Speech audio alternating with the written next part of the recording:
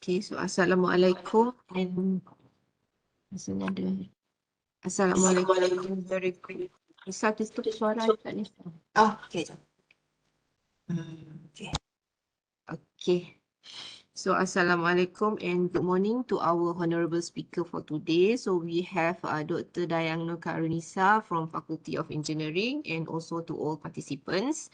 Okay, so first and foremost, I would like to introduce our honorable speaker for today. So we have a title for today webinar is Effective Teaching Tools and Techniques for Sciences Students. So this is our speaker for today. She is Dr. Dayang Nur Karunisa binti Abang Zaidil from Faculty of Engineering UNIMAS.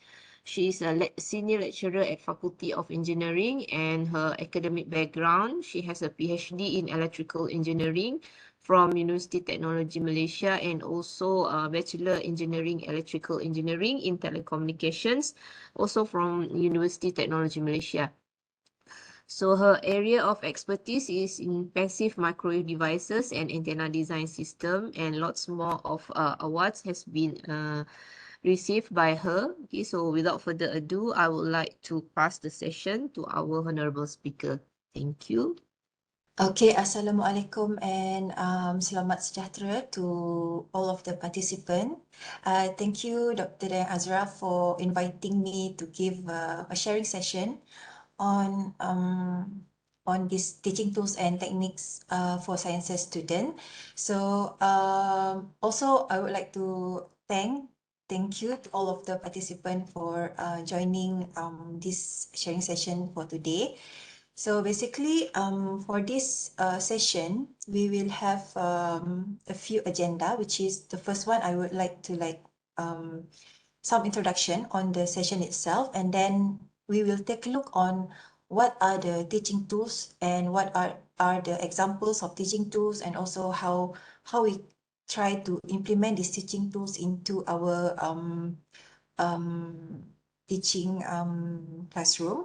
And then we will take a look on teaching techniques. What is teaching? What is the meaning of the teaching technique, and also what are the examples of teaching technique that we can implement into our teaching system. And also, last but not least, I would like to share on how I implement some of the teaching tools and also this teaching technique into my my lecture during what is it in my classroom lah. Right, so before we start to or begin about these teaching tools, I want to share on the learning style. So what is learning style? So we understand that every human is different. Also macam kita sendiri, we are different in terms of like how we try to interpret things and how we, receive information and so on. So we also need to accept that and understand that each one of our student pun, they are also different and they learn differently. So learning style is refer to their preference, our student preference to absorb, process or comprehend ataupun dia nak retain all of the information that from us to them lah. So actually there are many learning styles yang available, but this is not only four lah, but we also know that the learning styles that yang kita ada, which is some like visual, auditory, tactile, we also have like verbal, interactive and also simultaneous. So many other learning styles that are available, but the most understanding of learning style fall into these four categories lah, where we have this visual, auditory, kinesthetic, and also this reading and writing. So the visual is the students benefit from visual aids such as videos, presentation and diagram, where all of the student yang fall under this visual, it retain the information best by viewing pictures ataupun images, and they respond well to colors ataupun mind maps. So all of these fall under visual punya learning styles lah. And then when it comes to auditory, which is the student probably absorb material best when you can talk it out. So meaning that these students that fall under these auditory learning styles, it retain the most information after didengar. When you, bila kita buat lecture, bila kita cakap dengan dia, dia understand well during that time and that session. So the next one is kinesthetic, which is the student retain information when the student can connect their bodies ataupun physical senses to the concept ataupun when we do experiment ataupun hands-on activities lah, where these kinesthetic learners are all about doing things physically. So bila dia dapat buat aktiviti macam chemistry punya apa campuran ke apa, so they tend to absorb that kind of information well compared to visual and auditory. And then the last one is reading and writing. So reading and writing is fall under verbal learning styles, where the student will learn information by reading notes, hands out ataupun textbook. So the learners that fall under this reading and writing ataupun verbal is more make use of dictionaries and other reference materials lah. They tend to like reading and writing back their notes based on what they are after they read lah. So they also benefited all of the rewriting notes balik after their session of reading by themselves. So why it is important for we know the learning styles of our own student, because learning styles are the various ways in which people learn and process information. So they can impact how your learners understand, retain and apply new knowledge. Meaning that kalau kita nak apply teaching tools ataupun any teaching technique, kalau ianya tak bersesuaian dengan kita punya pelajar, which is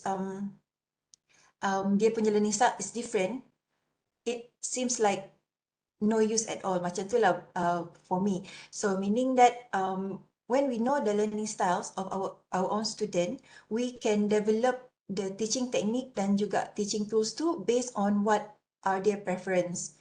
And then also the learning when we know our students punya learning style, it can help to improve the learning process and ultimately lead to better performance. So meaning that when we have the effective teaching tools and teaching technique for cater the learning styles, we can improve the learning process and we can lead to better understanding for our student. And then last but not least is to help tailor the learning experiences of your learners to suit their unique preference, right? So how to identify what are the what are the learning styles of your students. So I have some examples later, but we can use some kinds of surveys ataupun questionnaires before our class start lah. So selalunya sebelum kelas bermula, saya akan cuba untuk minta the students to do the surveys on what are their preference in teaching and learning. And then some of the way to identify is maybe from observation, and then interviews by macam tanya dengan diorang lah what are their preference by asking them in the first day of our class together. And then also we can identify it by using some self-assessment. So self-assessment ni mungkin kita boleh it's some kind of like surveys and questionnaires juga, but we can assess by ourselves lah, tengok macam mana dia punya jawapan on their surveys ataupun questionnaires.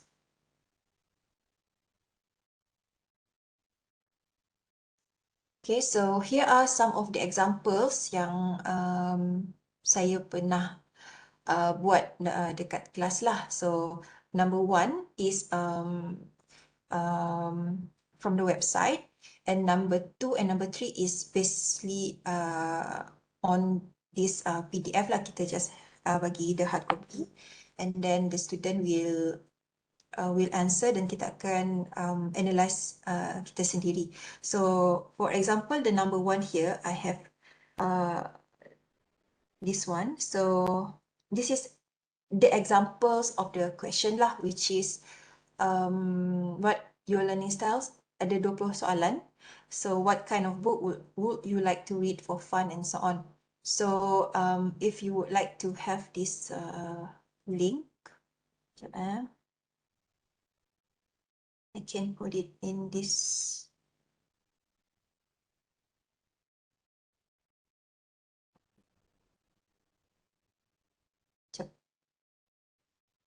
Macam mana nak letak dalam chat box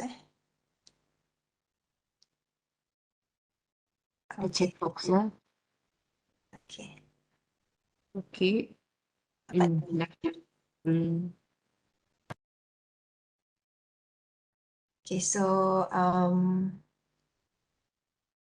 kalau possible, all the participant boleh try jawab tak untuk tengok how this question go through lah.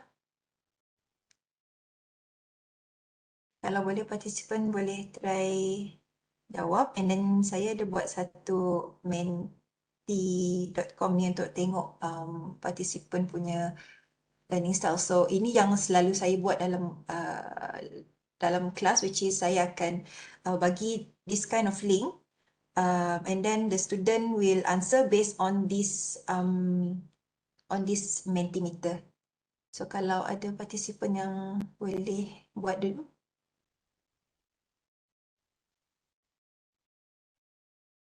So the link is provided in the chat box. So it will be 20 questions. So nanti kalau dah siap jawab, boleh join menti.com dan gunakan kod 48801100 ni, and then you can answer your learning styles lah. Kita nak tengok kita punya participant more kepada apa.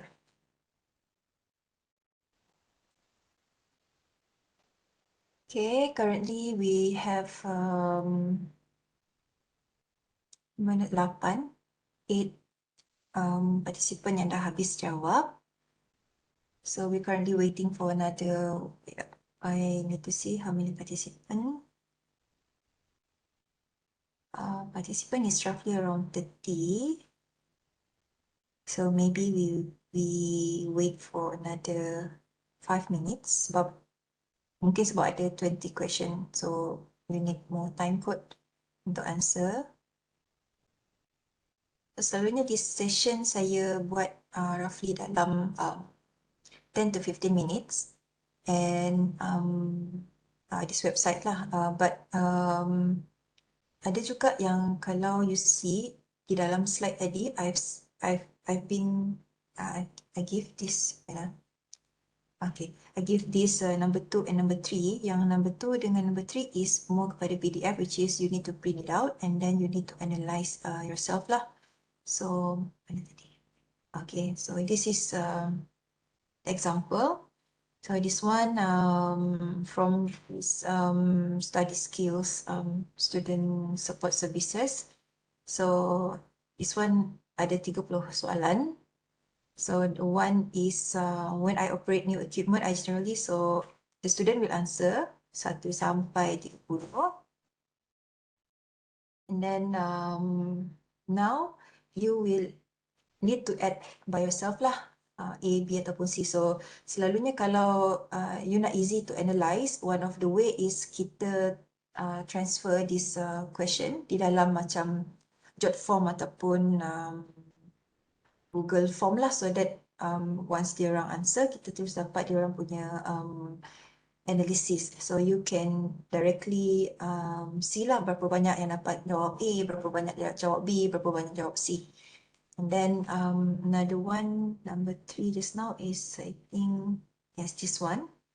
So this is like dia akan jawab often, sometimes ataupun seldom lah, which is I can remember best by listening to a lecture that includes information blah blah blah blah ni.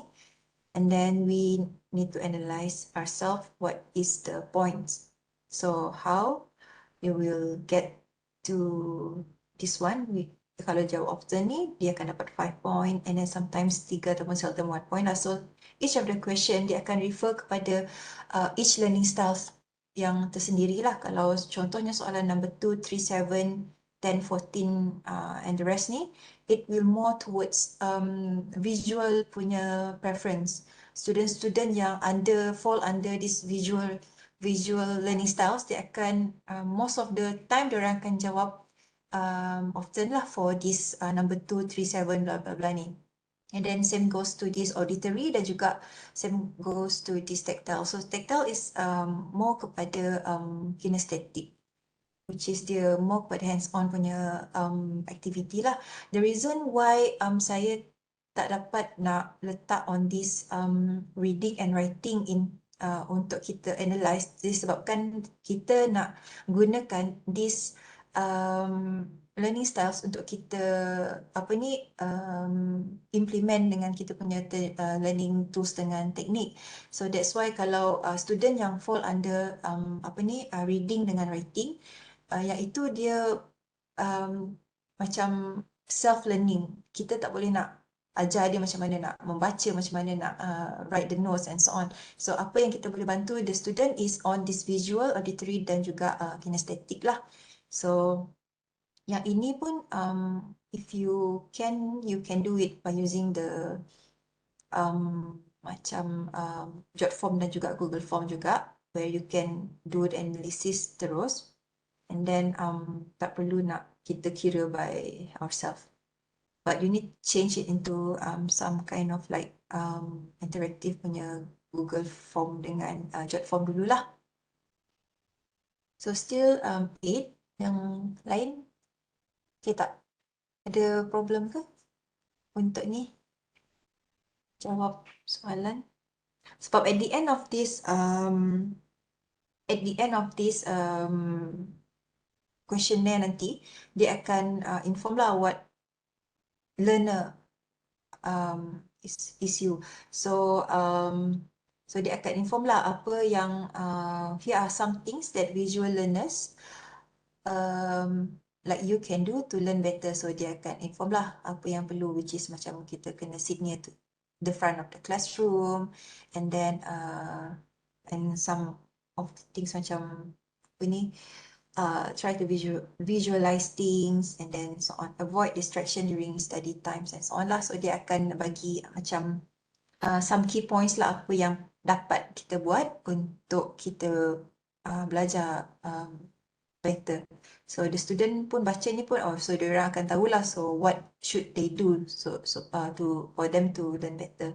So boleh juga tengok dekat kawasan what your learning styles ni. So kalau auditory, so dia akan nampak lah apa yang key point yang dia orang perlu ada ataupun dia orang perlu tahu untuk for them to learn better. And then this one is more on the tactile, which is this one is more kepada kinesthetic lah. Right, so this is one of the way yang saya boleh share for all of us untuk for us to do during our first class lah, which is kita boleh buat some questionnaire untuk kita tahu apa kita punya student punya learning style, so that we can try to gunakan teaching tools dan juga teaching teknik yang bersesuaian dengan learning styles of our student. Okay, so this Mentimeter, you just simply go to like mentimeter.com, so you can just simply create your own presentation, and then dia orang akan dapat jawab dekat sini, ataupun nanti pun kalau once you dah analyse by using the yang PDF tadi, you dah masukkan ke dalam Google form and so on. So that one you boleh analyse sendiri, which is mana yang bersesuaian dengan for the next class and next class lah. So this is how I try to identify my students punya learning styles. Okay, so maybe you can use this idea to have in your next semester classes to see on your own punya student punya learning styles lah. Right, and then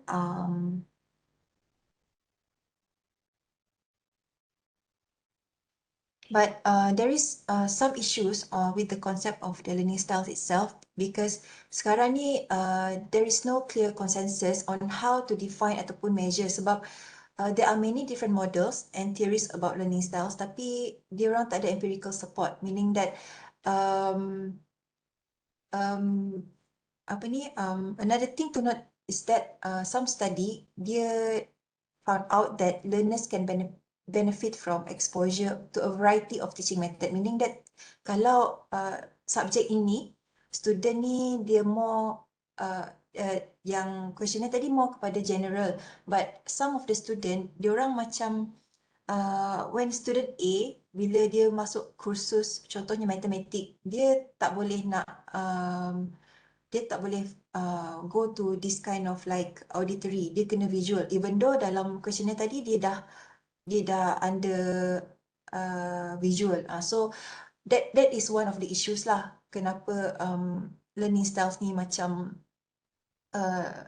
kita tak tahu dia how to define it and how to measure in very scientifically. So what we can do as a lecturer ataupun as the instructor, it is still important for us to recognize that all of our learners do have different preferences ataupun needs when it comes to learning. So as the instructor, we are the instructional designers where we need to design our teaching untuk strive to create a learning environment that kita boleh cater all of this diversity in our learners lah. So tak semestinya kalau visual tu terus visual saja. Kalau kita nampak all of the, contohnya kalau dalam that classes kita nampak all of the student ataupun most of the student, contohnya 10 student and then 9 is more kepada visual. So kita tak boleh focus on this 9 students saja, kita kena cater juga on the one student yang more kepada kinesthetic. So that kind of situation. So we need to construct our class according to the according to all the learning styles. Okay. So for teaching tools, so now we come to teaching tools. Right, so what is teaching tools? So teaching tools is the teaching aids which is to be employed to help our student to learn quickly and truly. So teaching tools is macam contohnya macam you see here, which is a traditional where we use the whiteboard ataupun chalkboard ke apa untuk to have a teaching and learning experience in our classes. And then some of the high tech, which is by using this laptop ke phone ke and so on. So teaching tools keys in differentiating instruction for all types of learners and to support student learning and also ranging from traditional and high-tech options. So meaning that these teaching tools adalah satu alat yang akan digunakan di dalam kita punya teaching and learning classroom lah. So basically macam yang sebelum ini kita nampak most of the lecturers macam zaman kita lah sebagai pelajar dahulu, kita nampak all of the lecturers using whiteboard, and then some of my lecturers previously they are using projectors, which is they write instead of the whiteboard sebab ada student yang belakang tak nampak, so dia orang akan gunakan projector, they write onto that projector and then they are giving the lecture lah, some that kind of thing. And then also they are using some macam yang kita gunakan juga, which is kita gunakan slide presentation. So slide presentation is also one of the teaching tools. And slide presentation zaman dahulu tak adalah dahulu sangat, tapi zaman saya dulu lah, most of the lecturers dia akan gunakan PowerPoint slide. So PowerPoint slide lah, so dia akan macam kalau lecturer A ni dia guna slide template A, some of the lecturers nanti pun dia akan guna template yang sama. So as for me, it is quite macam mungkin as a visual learner kita akan nampak benda yang sama pada kursus yang berbeza, menyebabkan kita macam bosan lah. And then so nowadays, so saya nampak all of adalah a few lecturers dia gunakan macam this Canva, and then they are using like Prezi, if you are familiar with it. Saya nampak most of the bukan most lah, macam ramai juga lecturer daripada FAB, diorang gunakan Prezi for presentation, and it is very interactive. Saya pun bila tengok pun saya rasa macam sangat teruja, macam nak try juga. So untuk menggunakan Prezi ni, saya nampak kita kena spend masa sikit lah untuk buat that kind of interactive punya slide, but it is worth it lah, sebab as the student yang under visual, diorang akan nampak that kind of like very interactive, ataupun very, bila you klik sini dia akan pop out, and then bila you klik lagi dia akan keluar lagi yang lain. So that kind of situation yang menyebabkan all of the student macam very excited to see something new. Sebab student ni kalau dia nampak something yang biasa, dia akan macam daripada muka pun kita nampak diorang macam quite bosan. And then when it comes into something yang baru, diorang tak pernah experience, diorang akan tiba-tiba duduk tegak, dan diorang akan macam very excited to see what is this thing. Macam tu lah. So saya nampak lah, sebab saya mengajar budak tahun 1, which is diorang transferring daripada SPM, which is very traditional. Diorang just writing in a whiteboard and so on, and then transferring to Asasi, and then bila masuk ke degree, and then when dia nampak slide tu macam very interactive, dia orang very macam very eager to see what's next macam tu. So that kind of things yang digunakan lah untuk kita punya teaching tools ni. So that is one of the example, which is presentation slide, projector, whiteboard and so on. That is the teaching tools. So what else of the teaching tools? The next slide. Okay, so what are the importance of to have different teaching tools? Kita tak boleh stick kepada satu saja. Kita kena variasikan. Kita tak boleh, okay, kalau semester ni in this class saya nak gunakan Prezi saja. No, you cannot do that, because we need to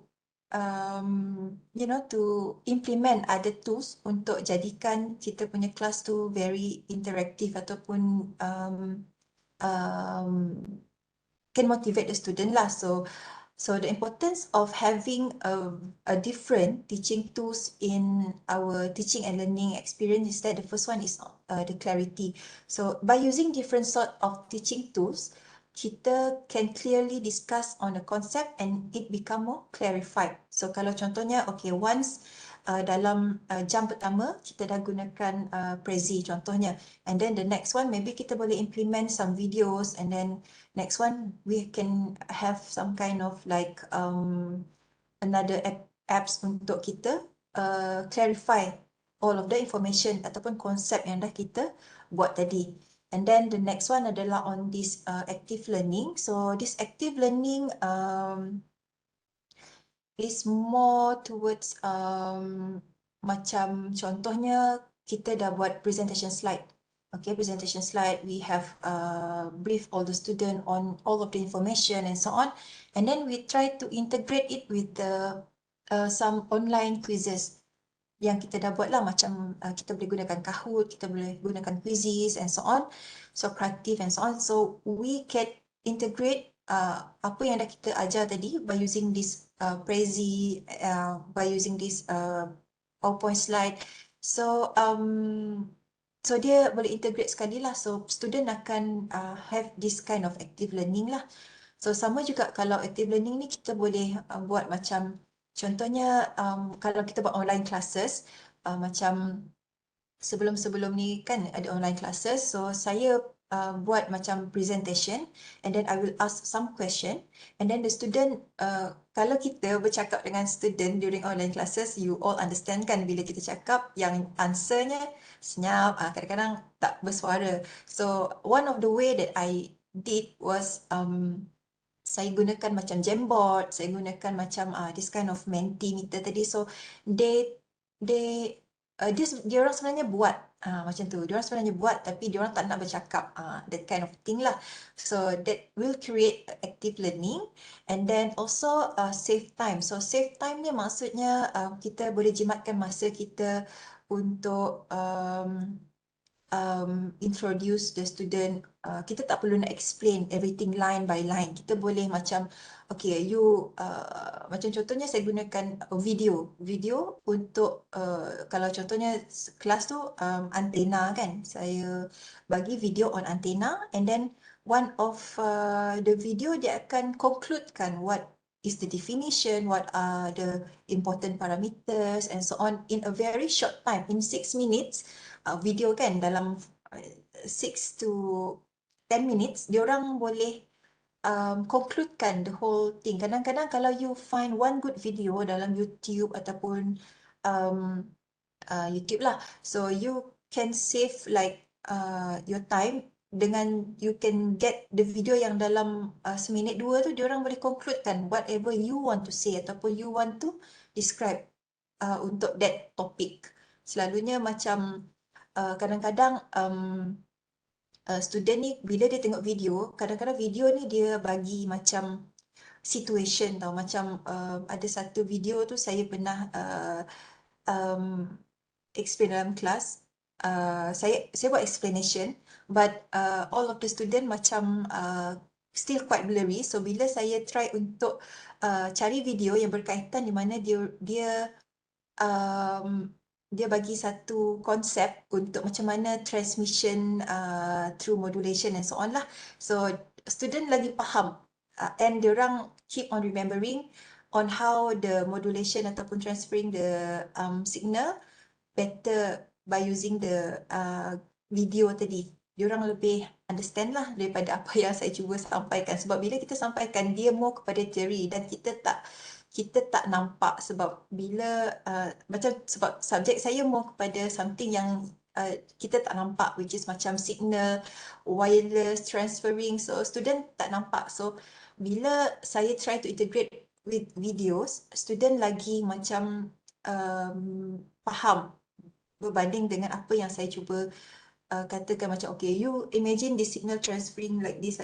So meaning that dengan adanya macam animation, student lagi understand better lah daripada saya yang buat signal berjalan-berjalan tu. Okay, and last but not least is the motivation, which is students are mostly motivated to take part in the class and to learn new things when they are in touch with the teaching tools. So macam contoh tadi kan ada yang Kahoot tadi kan, Kahoot and quizzes and so on. They are feel more motivated sebab macam they have the hands-on punya activity nak jawab quiz.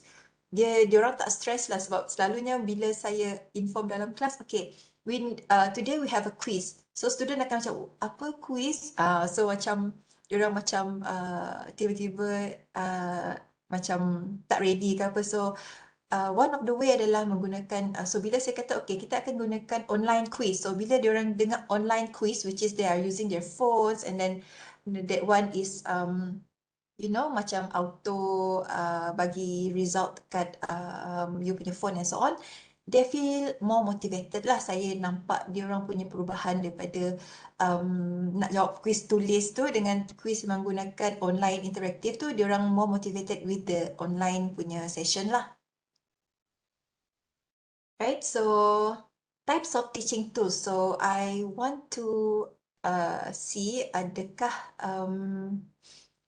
teaching tools, saya nak tahu apakah yang selalu digunakan oleh participant sebagai teaching tools di dalam kelas masing-masing.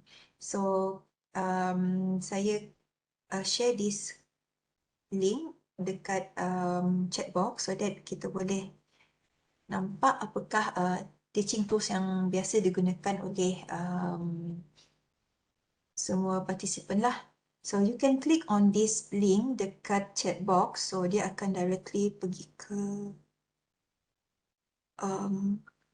sini, types of teaching tools. So you can click at this text.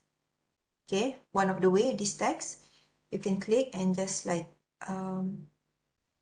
click and type, ataupun you can use this sticky note. Saya suka guna sticky note ni sebab dia more appealing. So just type it like whiteboard, and then you can change the colors, blue, pink, and then more appealing saya gunakan yellow lah. So you save, dia akan keluar macam ni. Okay, so this is one of the interactive online session yang saya selalu buat juga dengan student, which is saya tanya soalan, diorang instead of diorang cakap, sebab during online class memang diorang memang snap je, and then one of the ways saya memang akan buat this kind of Jamboard so that diorang dapat answer apa yang diorang rasa, macam tu. So macam contohnya saya tanya what types of sensor that you know, so diorang akan type lah. And then kalau dia duplicate pun tak apa sebab itu adalah based on what they know. And also you can add on macam kita tanya soalan and yang memerlukan figure ataupun images, so dia akan simply can use Google punya images ni. You just can simply type and then contohnya whiteboard.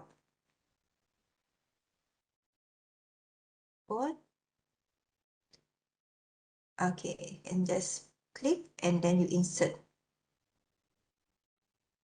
So macam ni, very simple, very easy, and student memang suka this kind of like session. Sebab bila you type, you pun akan dia tak tahu siapa yang type. So macam anonymous lah. So saya cuba dulu share sekejap ini memberikan link dan okay, boleh kot.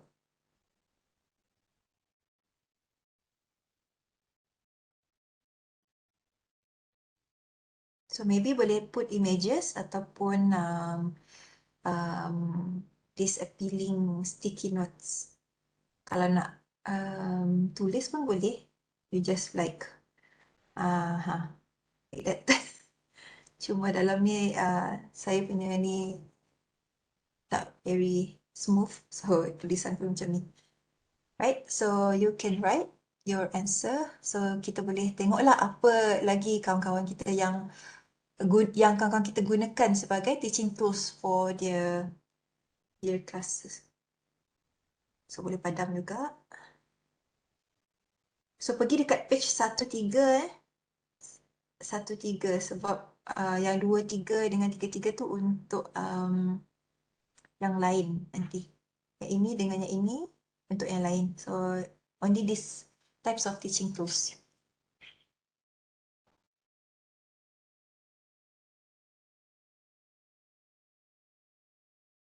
So maybe we can have like 10 to 15 minutes to see this answer.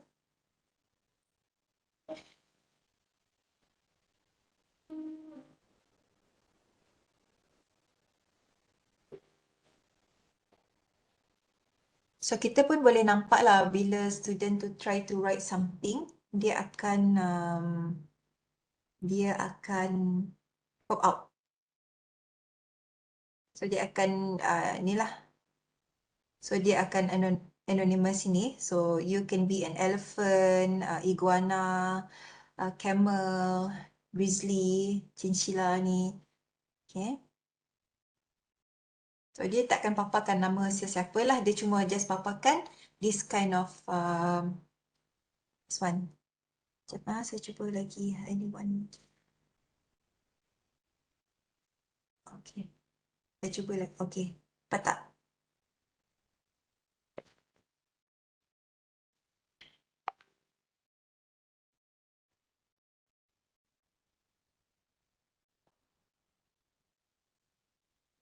Okay, saya dah grant access untuk anyone with the link sebagai editor.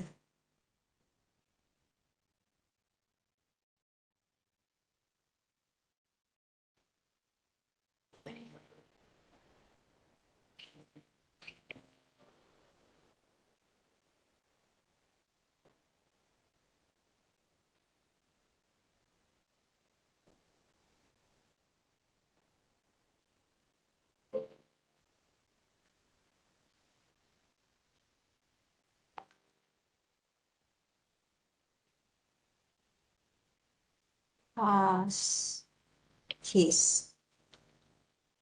Cases. Testing. Dapat.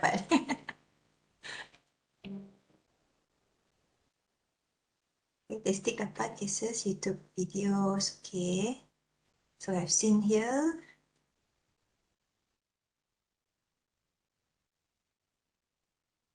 So saya nak delete lah whiteboard ni.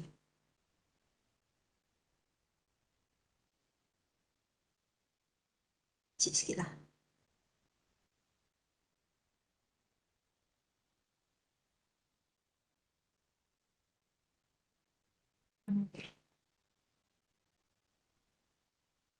So quizzes, okay, so quizzes, whiteboard, YouTube videos, cases.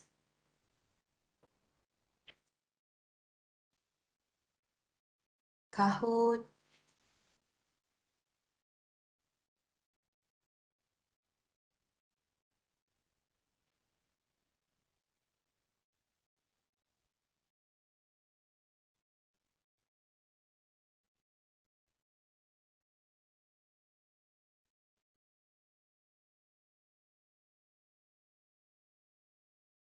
I think this one discussion kot. Demo, chatbots, or group-based learning. Ellipse. Acting out scenario. Learning management system.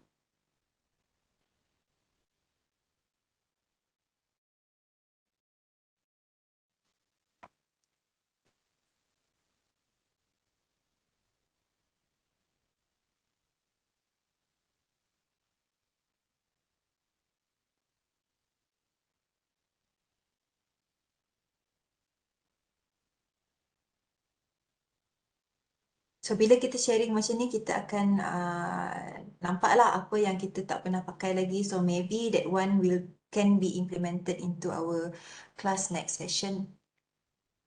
Loom, Kahoot, chatbots.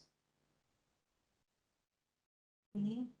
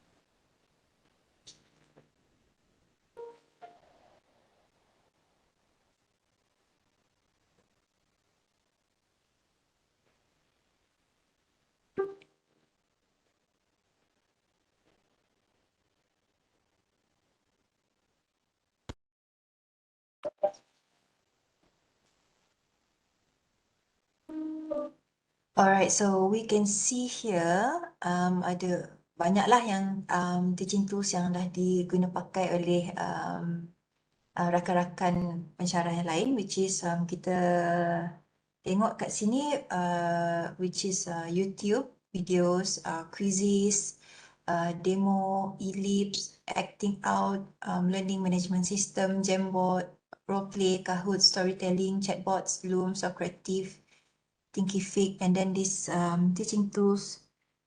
I cannot read, it's so small. Okay.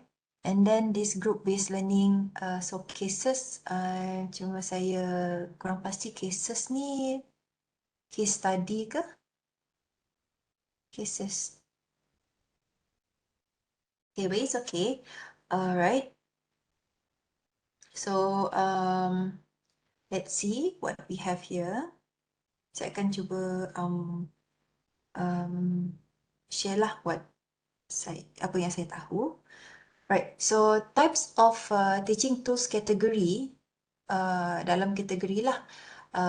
So tadi kita ada a few types of teaching tools kan. Kita ada apa tadi, Kahoot, Quizzes, Thinkific, LMS and so on. So each of that will fall under this category. Adakah dia under audio? Adakah dia under visual? Adakah dia under audio visual? Ataupun dia under technology based tool? So ini adalah 4 big category of teaching tools. So ada 4 lah. So ada audio visual and technology based tools. So macam contohnya tadi visual aids. So visual aids is more to whiteboard tadi lah. So audio aids is more kepada a podcast and so on. Audio visual ni more kepada audio dan juga visual, which is tadi kita tengok on the demonstration, ada scenario ataupun acting out tadi. And then apa tadi,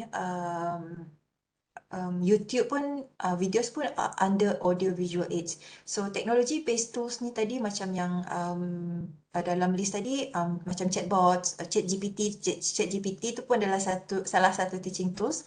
And then that one is fall under this technology based tools. And then apa lagi tadi, Thinkific, LMS is all under technology-based tools lah. So all of that will fall under these under these 4 categories. So kita akan tengok on apa yang ada lah untuk teaching tools yang boleh kita implement. Right, so saya dah list outkan a few which is yang boleh kita tengok lah apa yang boleh kita try untuk implement in our next semester punya kelas. So the first one adalah digital platform. So digital platform is online learning management system. Macam tadi ada yang tulis LMS kan, learning management system. So kalau tak silap saya Thinkific pun learning management systems kot. So this learning management system is dia nak centralizekan all of the sharing resources, assignment dan juga communication antara pelajar dengan pensyarah. So kalau macam contohnya di Unimas itu sendiri, kita punya learning management system sendiri which is Ellipse lah. So Ellipse is our free tools as the learning management system. Kalau contohnya lagi macam Schoology, EdApp, eTutor itu pun adalah kind of learning management system tapi ianya berbayar. So selalunya kita akan gunakan Ellipse lah sebagai kita punya digital platform untuk kita sharing resources kepada student. Kita nak bagi tahu pasal ada assignment and then diorang submit assignment. Kita boleh buat quiz menggunakan Ellipse. Kalau you see in our Ellipse kan dia ada quiz, dia ada discussion, dia ada forum and so on. And that one is some sort of communication lah in the digital platform antara pelajar dan juga pensyarah. So kalau nak tengok contoh yang lain which is macamnya macam Schoology, so saya ada demo video untuk Schoology punya ni. Mungkin boleh tengoklah apa yang Schoology ni boleh buat berbanding dengan kita punya Ellipse, tapi dia more or less sama saja. Cuma dia macam dia punya interface tu berbeza lah. Mungkin lebih interaktif ke ataupun lebih colourful ke, saya tak sure. Sebab saya tak gunakan di Schoology. Sekejap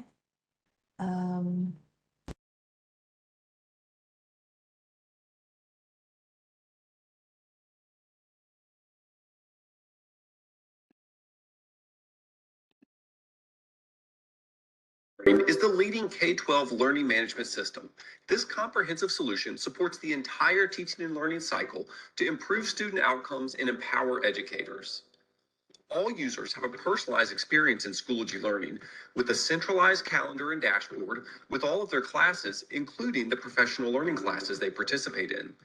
This dashboard provides quick access for collaborative groups to access information, connect with colleagues, and share resources to plan high-quality instruction. Let's start with the teacher's perspective in Schoology.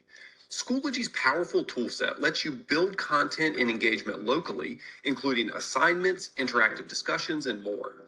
Teachers can also bring in their favorite third-party tools and content providers, including the entire assignment workflow with Google and Microsoft productivity suites.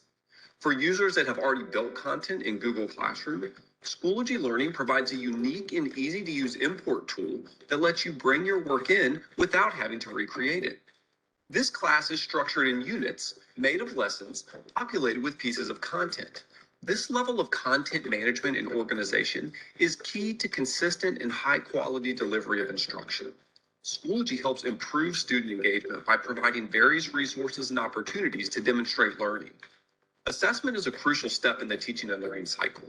Schoology provides robust course assessment capabilities to assess student learning.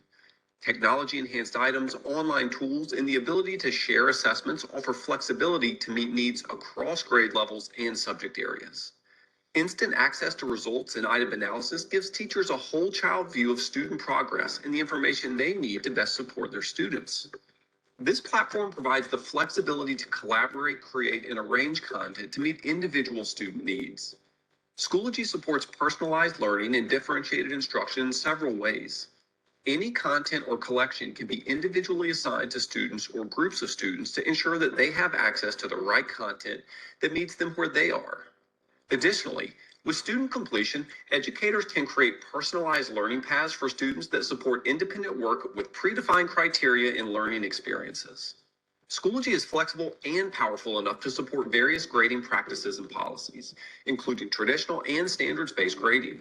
Create, share, and add rubrics to provide students with granular feedback. With Schoology, teachers can easily associate activities to standards and grade them using alpha or numeric grade scales. Real-time access to student mastery data makes it possible to differentiate instruction and meet every student's needs. Schoology is an interoperable system that supports grade passback to student information systems. This integration saves teachers time and prevents the duplication of work. PowerSchool SIS users can even write standards-based grade understanding and engage with the content.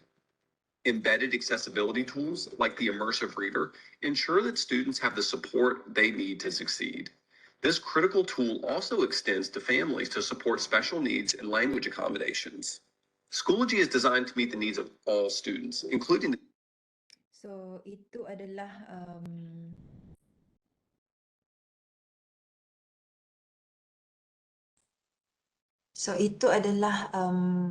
apa ni some overview of this Schoology lah, which is saya rasa ianya sama juga dengan kita punya Ellipse sekarang.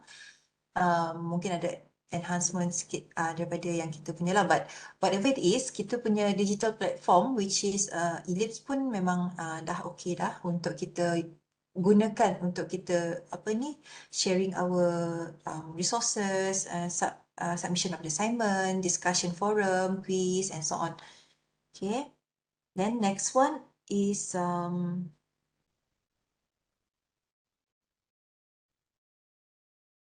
right, so next one adalah on this multimedia presentation. So tadi kita nampak lah ada yang gunakan PowerPoint slides, and then we have Google Slides ataupun Prezi, sebab ini adalah kita nak gunakan sebagai present kepada student lah, presentation kepada student, which is kita ada slideshow supaya apa ni teaching and learning kita lebih mudah dan lebih difahami pelajar lah. And then next one adalah whiteboard ataupun blackboard. So kita ada interactive ataupun just a normal whiteboard ataupun whiteboard software to display content and encourage participation. So contoh whiteboard yang ada tadi macam Jamboard itulah. So Jamboard yang saya gunakan tadi adalah versi interaktif punya whiteboard kalau kita buat online class. So kalau contohnya kalau dalam kelas yang biasa pun macam kita dah physical classes sekarang, kita pun boleh gunakan Jamboard juga di mana during the class kita paparkan dekat depan, so student akan jawab based on their phone. Sebab kalau student ni kalau lebih banyak interaction bersama phone, dia orang lebih motivated. Saya perasan lah pelajar-pelajar saya. So kalau macam lagi banyak teknologi base yang saya try untuk masukkan implement di dalam kelas, dia orang lebih motivated dan juga lebih interaktif. So one of the way adalah implement that Jamboard di dalam saya punya kelas. And then next one adalah video lectures. So video lectures is we record video lectures or use a pre-made educational videos yang tadi tu macam ada YouTube video. So kita boleh gunakan sebagai tools kita punya teaching and learning. And then podcast. Podcast is audio content such as podcast or recorded discussion to accommodate different learning preferences. Sebab tadi kita ada learning styles, ada audio kan, auditory kan. So they tend to learn better by hearing the podcast. So kita boleh juga masukkan a few on strategi di dalam kita punya teaching session mana yang kita nak masukkan podcast. Okay, next one. Okay, simulation software. So simulation software is utilize simulations and virtual labs for subject that involve complex experiment or concept that are hard to visualize. So selalunya di dalam engineering itu sendiri, kami ada few simulation software macam contohnya MATLAB, we have AutoCAD, we have Simulink, we have CST. So that kind of simulation software pun also a teaching tools di dalam kita punya classroom. Okay, and then also we have this educational app. So educational app is integrate apps, enhance learning such as language learning apps, maths dengan interactive science simulation lah. So kita ada macam Kahoot tadi is under educational app. So kita juga ada Duolingo. So kalau macam example language punya faculty, you can try to ask your student untuk menggunakan Duolingo lah sebab macam anak saya dia gunakan Duolingo ni untuk dia belajar bahasa. So Duolingo ni macam satu apps di mana kalau budak-budak kan dia suka sebab dia macam implement gamification di dalam that apps supaya budak-budak ni dia lebih suka nak belajar Duolingo ni. And then we have this Khan Academy. Khan Academy pun more kepada budak-budak jugalah. So kalau ada yang berkenaan kita punya topik pun boleh gunakan this Khan Academy. And then we have like Class Dojo, we have Quizzes, we have Socrative, we have also Evernote. Evernote ni macam more kepada note taking lah, macam kita yang saya perasan sekarang ni pelajar diorang akan ada satu note, bukan satu note, satu apps ni diorang akan includekan all the notes inside so they can simply macam bawa ke mana-mana saja mereka pergi. Macam tu. So kalau macam dulu kita tak ada educational apps ni, kita bawa buku, kita bawa file, kita bawa our written notes ke mana-mana kita pergi. So kalau kita tertinggal, so kita tak dapat nak study that moment. Macam tu. So kalau menggunakan this Evernote, diorang can bring the notes wherever they go. Macam contohnya diorang pergi weekends, diorang pergi ke pantai contohnya. And then in the Monday diorang ada exam. So diorang boleh study during that malam-malam nak baca. So that kind of things yang Evernote ni boleh buat lah. Kita boleh bawa ke mana-mana saja by using our one device. So tapi dia boleh integrate dengan banyak device juga. So kalau kita ada user punya login tu, so dia boleh dalam mana-mana tempat, di mana-mana yang ada, boleh access internet untuk website, so dia boleh buka.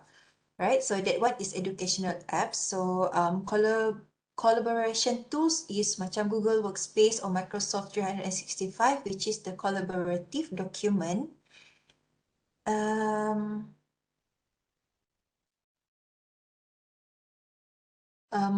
Sorry, saya baca chat box. Okay. So Google Workspace, collaborative document, editing, real-time communication and file sharing. This one adalah macam kita sekarang lah, kita ada OneDrive kan. So the one is a collaboration tools. Di mana OneDrive, Google Drive, macam zaman dulu kita gunakan Dropbox. So that kind of tools ada collaboration tools di mana pelajar-pelajar boleh share diorang punya discussion and so on lah. Kita boleh macam yang kita gunakan OneDrive lah, macam kita nak edit apa ni, macam contohnya ada satu assignment, okay, saya buat assignment A part A, so student yang lain dia akan masukkan untuk part B, part C, so dia orang just gunakan this collaboration tools instead of like like kita adakan meeting. Sebab kita zaman dulu macam saya lah, kalau nak buat assignment in group work, kita orang akan sit down together. Kita orang kena cari masa untuk buat that kind of discussion and so on. And then kalau nak typing, akan ada seorang yang akan type dekat sebelah. Okay, bla bla bla bla, dia type, orang akan bagi ni. So by this collaboration tools, kita boleh buat discussion based on like macam kita buat Zoom, kita buat Webex, and then while kita buat that kind of meeting, kita boleh terus type in kita punya OneDrive, macam tu. So that one is the collaboration tools.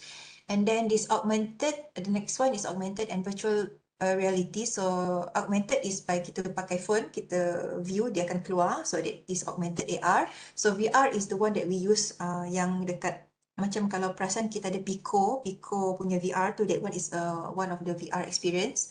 So macam anak saya dia suka pakai VR tu untuk tengok macam some kind of like animal, National Geography punya thing. Sebab bila you gunakan VR tu kan, you can see that surround you, you feel you are there, macam tu.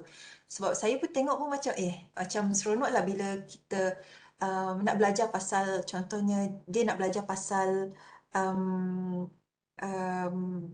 flora and fauna contohnya. So dia akan bawa kita pergi ke dalam hutan tu. So sekeliling kita 360 degrees is, bila kita pusing sekeliling dia memang akan membawa kita di dalam that kind of situation lah. Kita berada di dalam hutan tu. Macam tu.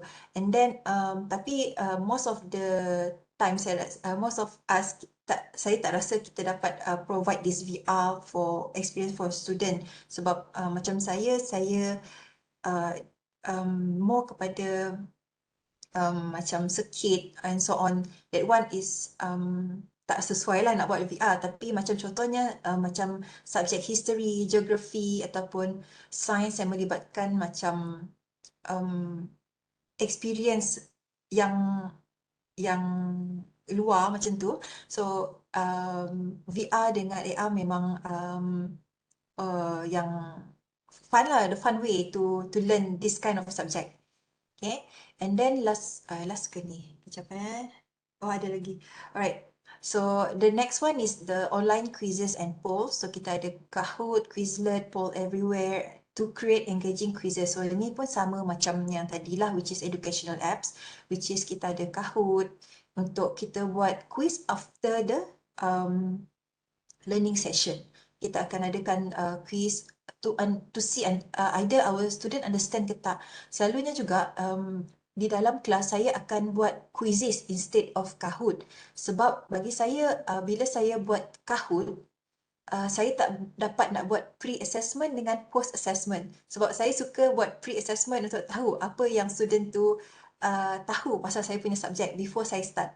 And then saya buat post assessment untuk tahu balik apa yang student tu dah belajar. So macam tu. So bila kita buat Kahoot, kalau yang pernah guna Kahoot lah, semua you akan tengok dia akan bagi jawapan terus kepada student. So itu yang tak best tu. So kalau student yang ingat jawapan, diorang akan, instead of understanding, diorang akan ingat jawapan. So kalau quizzes ni more kepada soalan dia akan berbeza. Berbeza maksud saya, okay, kita ada 5 orang student, contohnya 5 orang. So kita ada 10 soalan. So setiap soalan pertama tak semestinya soalan yang sama untuk setiap student. So diorang tak boleh nak tiru lah antara satu sama lain. So kalau Kahoot, kalau satu soalan contohnya what is your name, so the what is your name dia akan kepada 5 pelajar sekaligus. So kalau student yang tu dia kata, apa jawapan ni, apa jawapan ni. So tu macam one of the um, down ada apa ni disadvantages of this Kahoot lah. Kalau quizzes ni dia randomly, dia tak akan keluar soalan yang sama untuk pelajar A sampai E ni. Dia akan berbeza. So saya akan gunakan quizzes ni dan juga quizzes dia tak akan macam pop out answer macam tu. So meaning that kalau saya nak buat pre-assessment, so pelajar akan jawab. So saya akan tengoklah dia orang punya result macam mana, and then saya akan adakan kelas session which is saya akan terangkan, and then saya akan include all of these materials, YouTube, all these apa ni multimedia tadi, and then and what's not, and then saya akan buat post assessment. Then kita akan nampak apa yang adakah student tu lepas kelas tu dia lagi understand markah dia lagi tinggi ke atau markah dia lagi rendah. So kita boleh buat that kind of assessment lah kepada pelajar sendiri, which is ada pre dengan post selepas learning session. And then next one,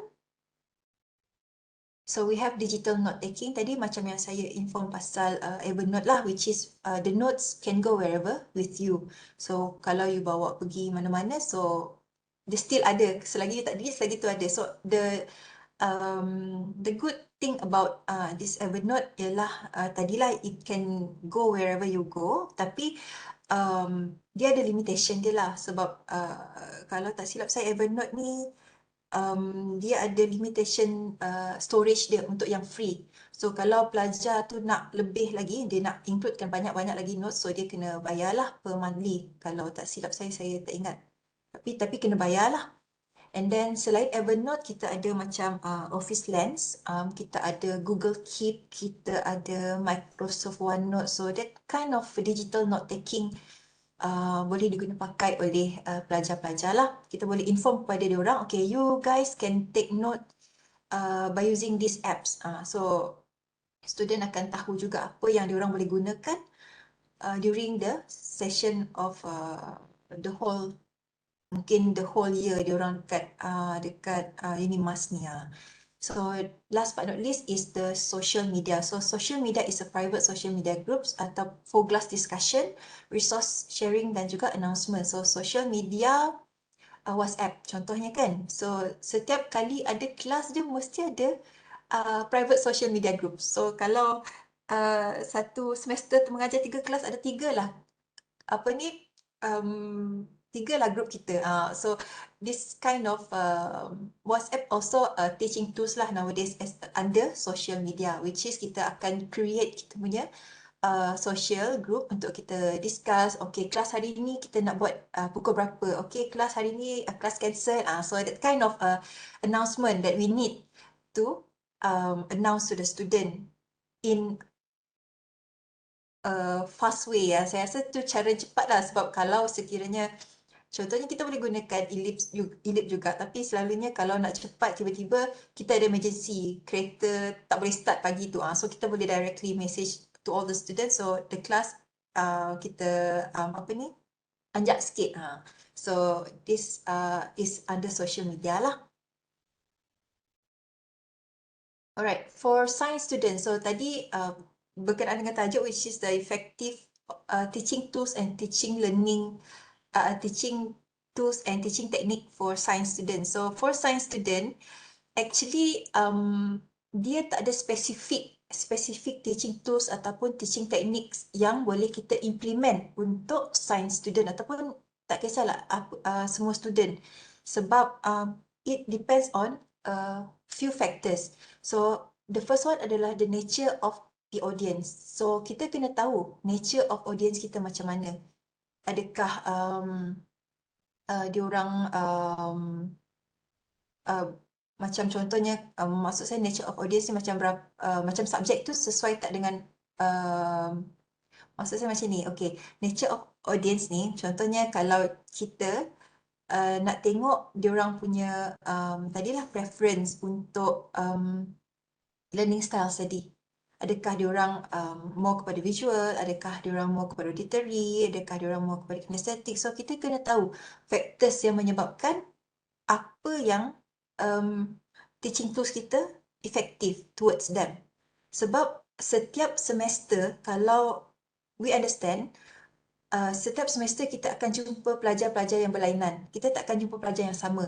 So setiap semester kita tak boleh implement the same thing towards the same kursus, sebab the student will be different. So we need to understand the nature of our student first. And then the next one adalah nature of changes desired. So apa yang kita nak untuk pelajar tu. Maksudnya apa knowledge yang kita nak sampaikan kepada pelajar. Adakah dia more kepada teori, adakah dia more kepada macam information yang macam hands-on, lab and so on. So kita kena tahu factors apa yang influence kita punya kursus tu. Macam contohnya kursus saya yang contohnya yang antena teknologi, dia kena tahu menggunakan simulation tools. So saya tak boleh implement saya punya circuit theory class dengan that kind of simulation tools, sebab dia tak sama. So kita kena tahu apa yang kita nak sampaikan kepada student, apa changes. Maksudnya changes is knowledge, apa yang kita nak sampaikan kepada student. And then the next one adalah nature of the subject being taught. So nature, so kita tahulah nature kita adakah kita nak ajar dia orang on this science ataupun language and so on. So kita kena tahulah apa nature of the kursus kita sendiri.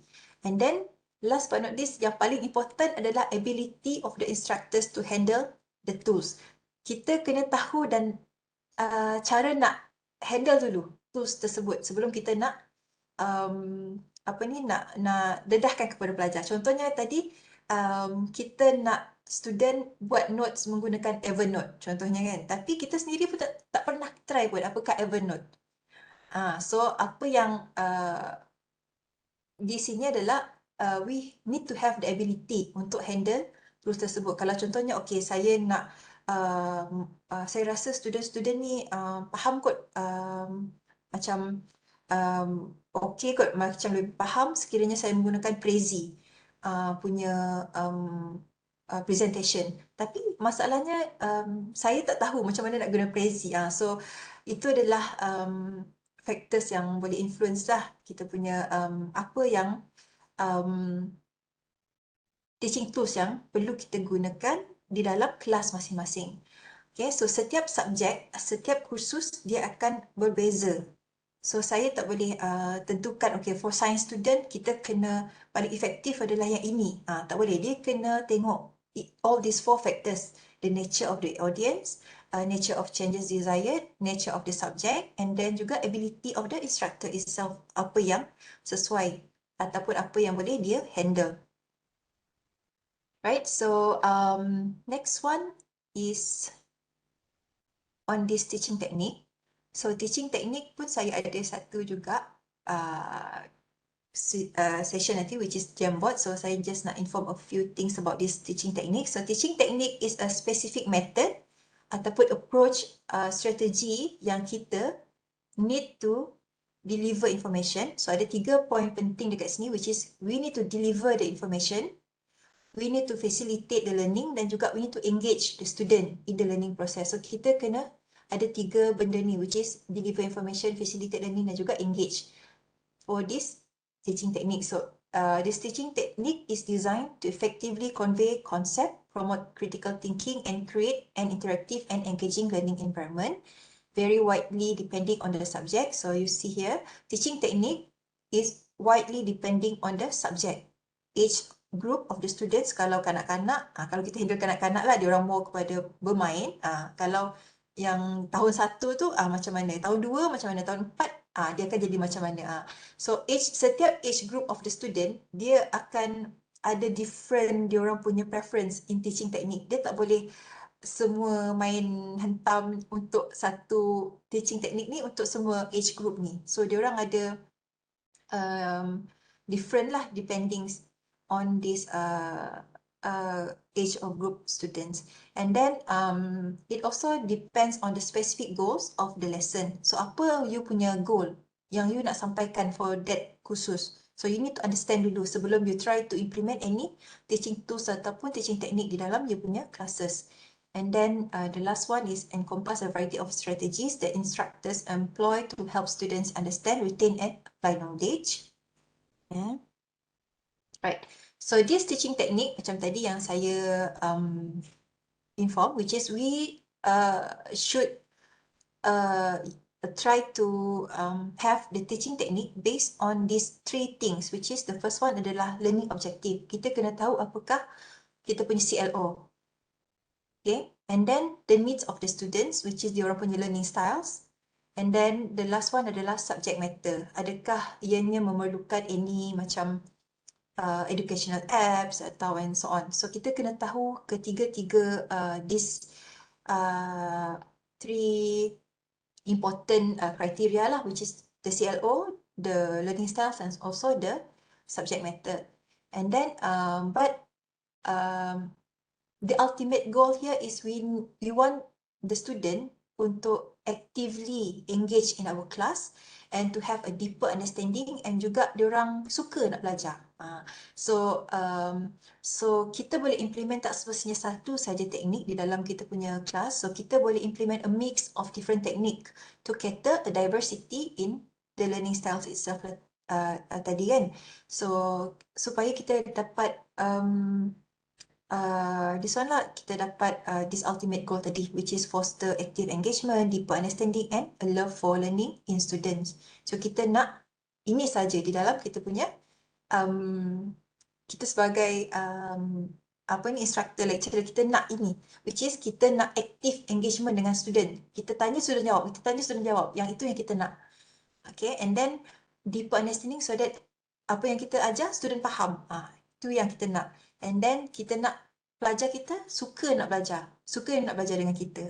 So itu adalah kita punya ultimate goal di dalam apa-apa saja yang kelas yang kita buat lah. Then so before saya masuk pada types of teaching technique, so kita ada lagi Jamboard tadi, which is yang ini kita kena pergi ke page yang kedua. Right, so this one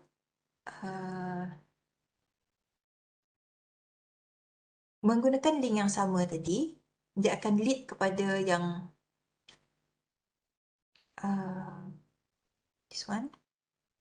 Dia akan lead balik kepada yang ini dan kena pergi ke second page, which is example of teaching technique ni. So semua rasanya dah okay kot untuk masuk ke dalam Jamboard ni. So maybe you can share on what teaching techniques that you have been applying in your class sebelum ini, supaya nanti kita boleh bagi idea kepada rakan-rakan yang lain untuk try untuk implement teknik yang sama di dalam kelas untuk next semester.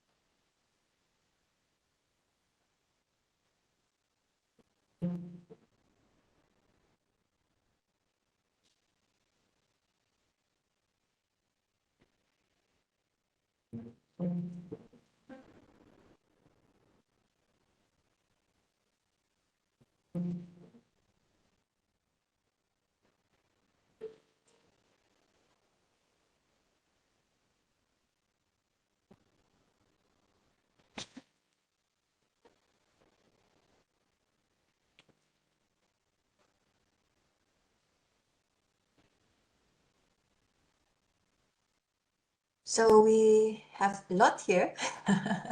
Ada yang saya tak pernah dengar pun ada.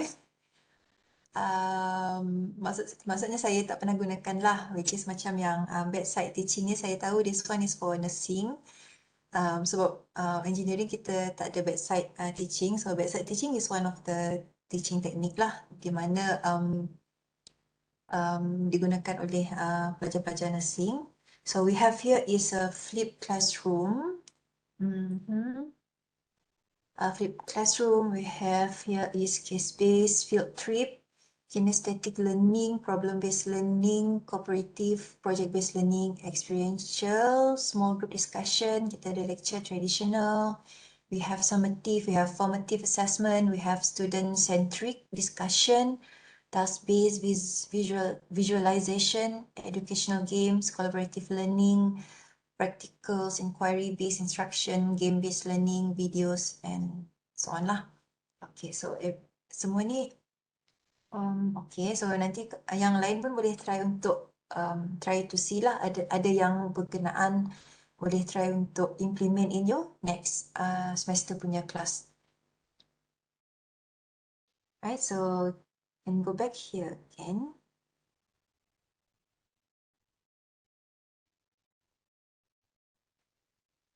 Okay. Okay.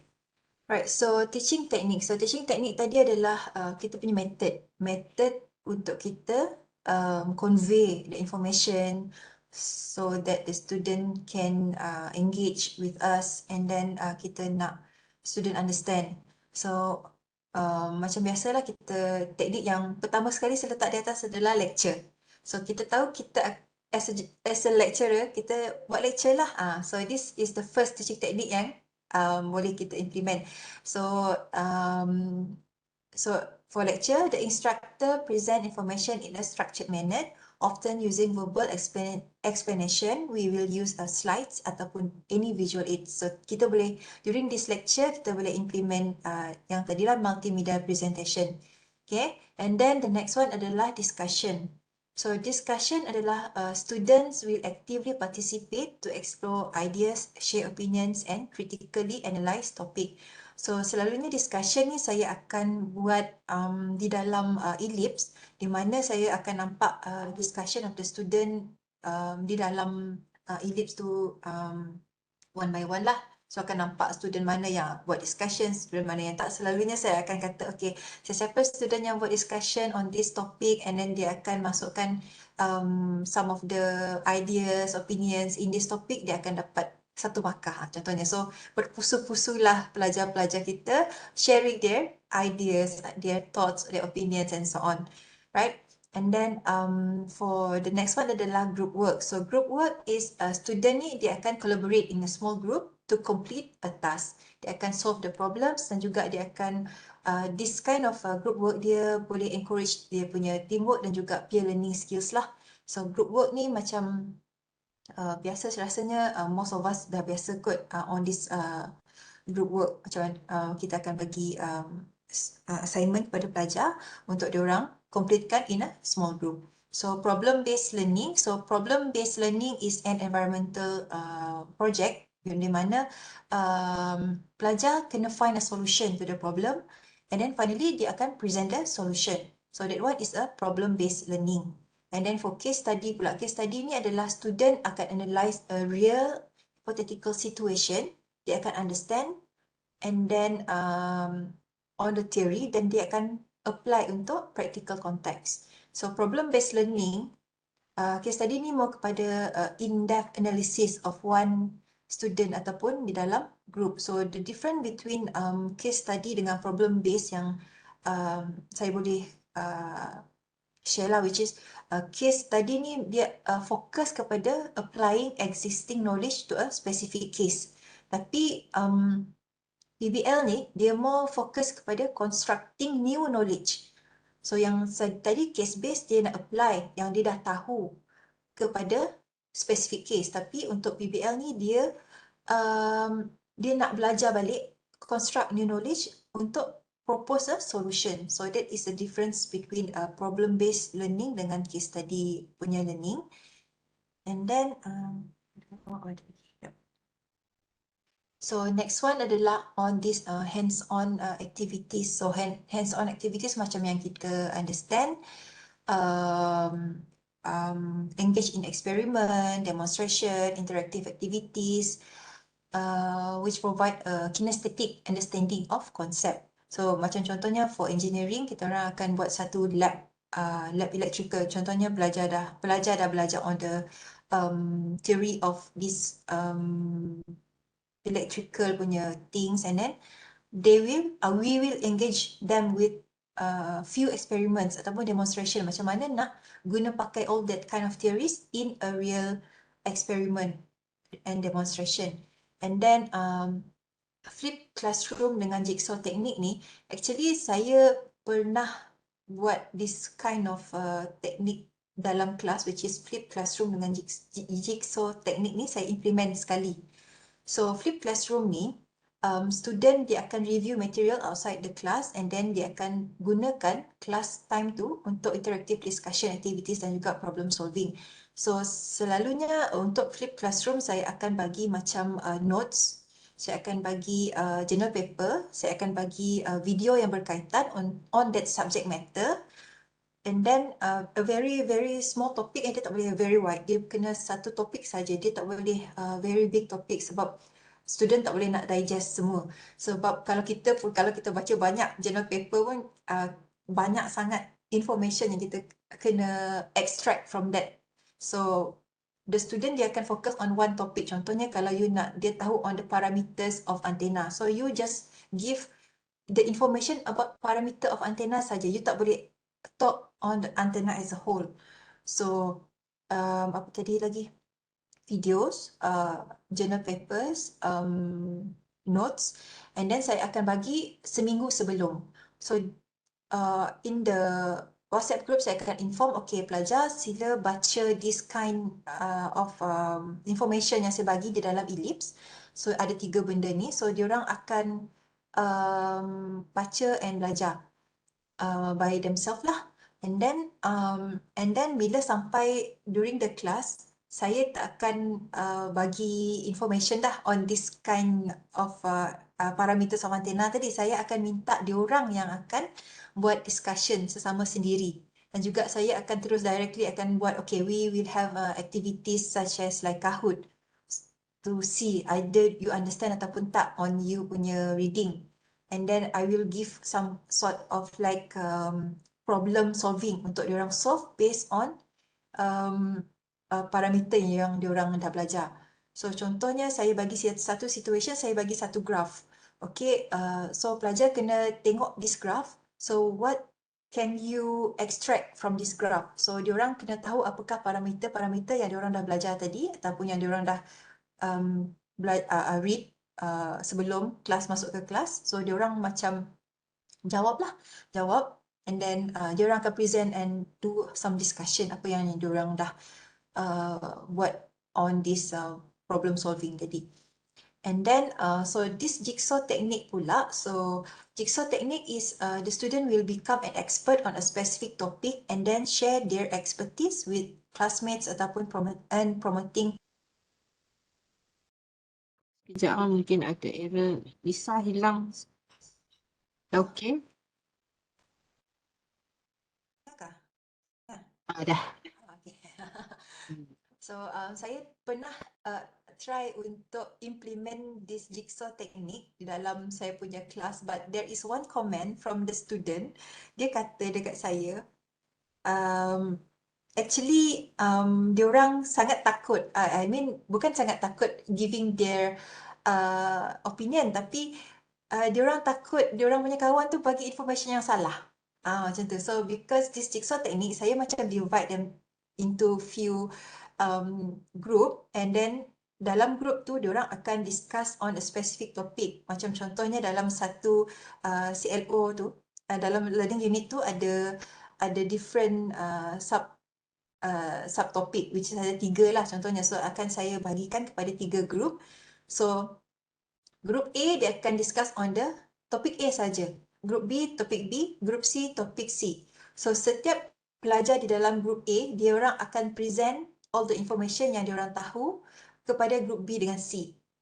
So that is why the comment tadi dia keluar sebab dia kata diorang rasa macam kurang percaya kepada kawan-kawan yang try untuk explain diorang daripada group A tadi. So diorang nak saya juga untuk explain. So for this jigsaw technique, I think kita boleh buat, cuma once dah settle this jigsaw technique, kita kena buat macam lepas group A buat presentation, so kita kena bagi kita punya lecture on this specific topic so that diorang group B dengan sini rasa macam comfortable and then yakin lah this is what they should know, macam tu. Then on the concept mapping, the next one is the concept mapping, which is the student create a visual representation of the relationship between ideas and concept, meaning that student kita boleh buat this concept mapping menggunakan Jamboard juga. So that is one of the way di mana macam buat mind map lah, mind map untuk one topic. So apa mind map yang sesuai di dalam topik tersebut. So kita boleh buat mind map menggunakan one of the thing tadi, which is Jamboard lah. And then next one is gamification. So gamification is a very tough things to do bagi saya lah, sebab dia daripada awal week 1 tu sampai week 14 tu you need to create something new. Sebab kalau pelajar macam contohnya pelajar dalam 15 orang ke 20 kita boleh buat, tapi when it comes to my student dekat kelas, there are like 100 students, so saya nak keep up untuk setiap learning unit dengan setiap game tu, dia rasa macam sangat terbeban sikit lah bagi saya, sebab macam kita kena find something yang interesting, kita kena create the environment itself, kita kena ada satu website yang boleh digunakan sebagai gamification, ada points, badges and so on, ada competition, and at the end of the class nanti, okay, apa yang student tu dapat kalau dia dapat menang point yang paling tinggi sekali, that kind of things lah yang untuk gamification ni. So kalau ada sesiapa yang boleh buat this gamification, so I think this one will be very good lah. And then next one adalah peer review, which is we will provide a constructive feedback on each other's work. The student will provide constructive feedback, and then this will encourage the critical analysis and improvement. And then next one adalah interactive technology. So kita boleh incorporate with technology tools macam tadi, online quizzes, educational apps, virtual labs to enhance learning. And then peer teaching pun sama macam peer review tu, tapi peer review is more kepada kita nak feedback kepada kawan kita. Student tadi feedback kepada kawan dia, but this peer teaching is more on macam yang saya inform pasal jigsaw technique tadi, which is diorang akan belajar and then diorang akan teach other group B and C on the concept and so on. So that one is peer teaching. And then the same thing goes to think, pair and share. This one is we will develop one question, and then kita akan bagi student untuk berfikir jawapan dia secara individu, dan they will discuss with the partner yang berdua lah, and then share untuk satu kelas. So this is think, pair and share works. Dia dapat soalan yang sama, semua orang dapat soalan yang sama, dia orang akan think individually, discuss dengan orang sebelah, dan both of them will share to the whole classes. So that one is think, pair and share. Alright, so that is some of the teaching technique yang saya boleh share lah, sebab ada a few macam yang tadi ada website teaching, ada lagi yang lain tu mungkin boleh tengok di dalam subject matter masing-masing lah. Tapi untuk yang saya mostly gunakan yang this kind of teaching technique.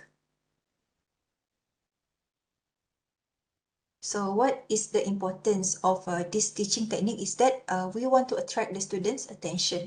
Sebab macam tadi traditional lecture. So traditional lecture sometimes student daripada daripada darjah 1 lah, diorang lecture bercakap dalam kelas, so that kind of things happen since they were 7 years old sampai masuk universiti pun masih juga lecture benda yang sama, menggunakan teknik yang sama. So we try untuk implement some other teknik kepada pelajar so that diorang punya attention, kita boleh attract diorang punya attention.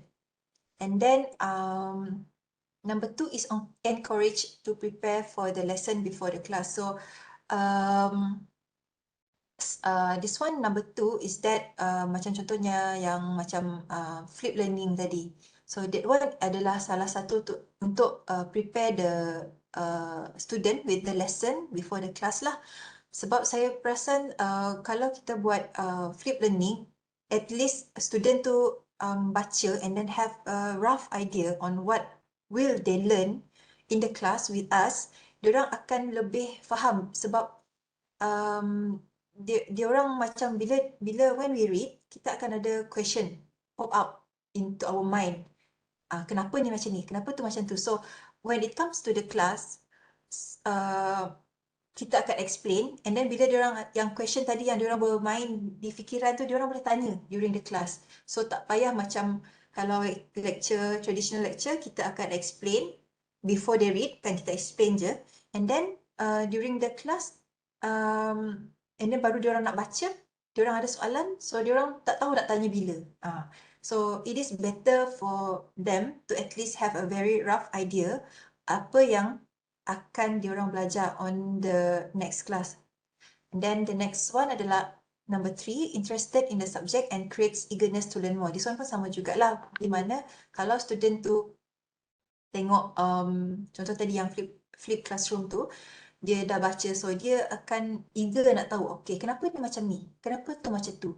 So I want my teacher teach me. I want my lecturer to explain more on this. Saya nak tahu. So dia akan jadi interested dengan kita punya subjek.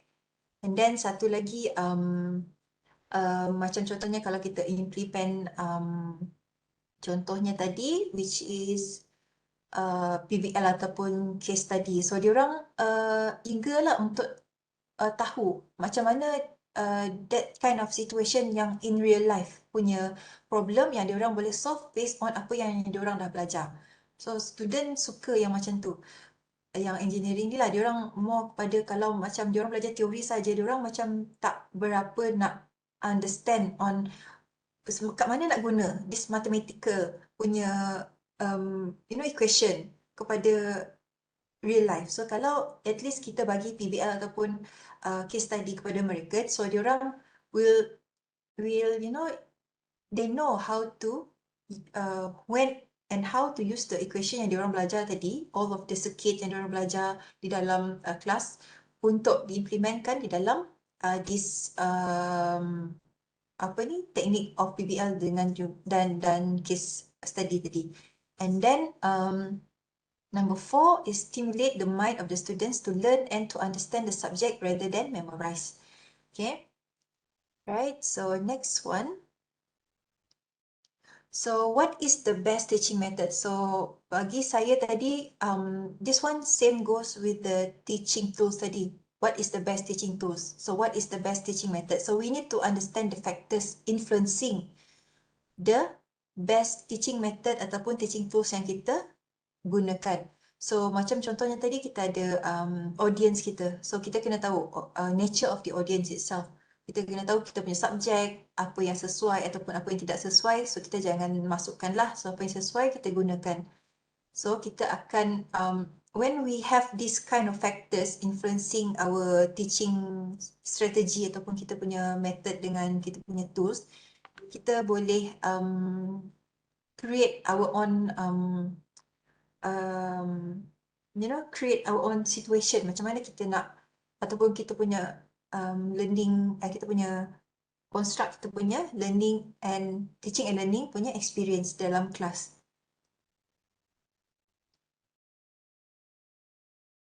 So which teaching method should I use? So boleh rehat ke Dr. Azra?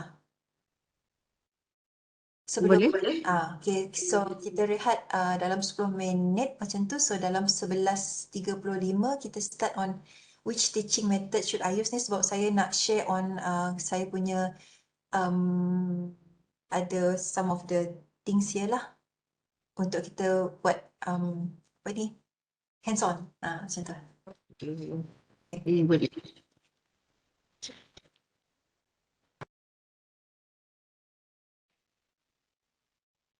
Okay, rehat sekejap. So dalam 11.35 kita start balik. Sebab dah 2 jam takut nak ke toilet.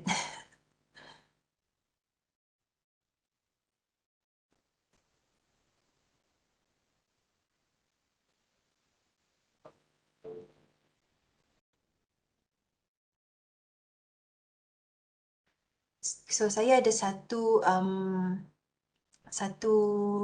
Word file yang saya create sendiri, which is adalah nama kita, kursus, and then kita kena tahu apakah kita punya CLO dahulu untuk sesuatu topik itu. Bukan CLO untuk satu, kan ada CLO1, CLO2, CLO3 macam tu kan.